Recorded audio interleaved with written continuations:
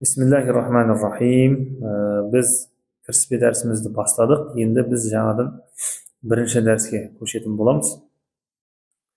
Бұл кітаптың сөздіктері кітаптың артқы жағында тұр. Әр дәрістің сөздігі бар. Сол сөздікке қарап, сіз мағынасын жаттап алуыңыз керек. Ал біз мына бірінші дәрістің сөздігін жалпылай осы жерден айтып кетеміз. Бірінші сөздігін бастаймыз. Китап, кітап, фиржарун, циркуль, мистаратун, сызғыш, саббуратун, тақта, қаламун, қалам, куррасун, қалың дәптер, мехбаратун, сиясауыт, ришатун, қаламұш, яғни бұрынғы кездегі қауырсыннан жасалған қалам. Одан кейін уарақун, қағаз, және екінші мағынасы бар, жапырақ деген. Нәшшафатун, сорғыш парақ, шүберек деп айтуға да болады. Хәзә, бұл, және бұл ертегінде. Араб тілінде ертегі бар, әйелтегі де бар. Одан кейін әйна, қайда, иля әйна, қай жаққа.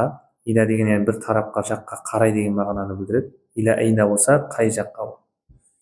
Мә, нәрсе, хуз, ұста, ал, хәти, әкел, бер.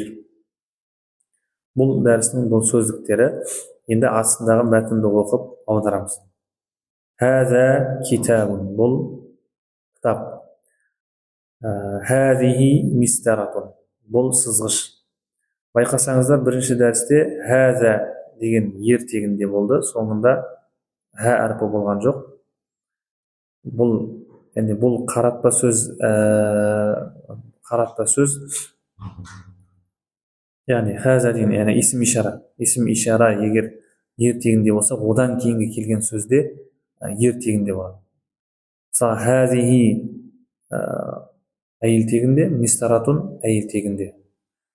Енді бұл жерде әйелтегін қалай ажыратамыз дейтін болсаңыздар, енді хәзә мен хәзихиде осы түріне қарап жалпы ажыратамыз. Ал одан кейінгі келген сөздердің ішінде тә марбута болса, ол сөздердің барлығы әйелтегінде көрсетіледі. Сондықтан осы нәрсені есіңізде сақтап алыңыз. Одан ары қарай әйна саббура, тақта қайда, әйнәл мехбара, сиясауыт қайда, хузил қалама, қаламды ал, ұста, хәтил курраса, қалың дәптерді әкел, бер немесе, хәзә фиржарун, бұл циркуль, хәзә варақун, бұл қағаз немесе жапырақ, хузил китаба, бұл кітап, мә хәзә, бұл не, куррасун, қалың дәптер, мә хәзихи, бұл әйелтегінде. Алдындағы мә хәзә ертегінде сұрақ қойып, енді әйелтегінде сұрақ, демек жауапта әйелтегінде бар. Мистаратун, яғни сызғыш тәмарбутасы бар әйелтегінде. Хәтир ришата, қаламұшты бер. Хәтил фиржара, циркульді бер. Хузир ришата, қауырсынды ұста. Айнал куррасу, қалың дәптер қайда, айнал фиржару, циркуль қайда, айнал варақу, қағаз немесе жапырақ қайда. Осымен осы дәрістегі мәтінді аударып шықтық. Бұл қиындық тудырған жоқ. Бұл дәрістен берілетін тапсырма сөздікті өте жақсы деңгейде жаттап, сосын сөздік жаттап болғаннан кейін мәтінді оқып аудару.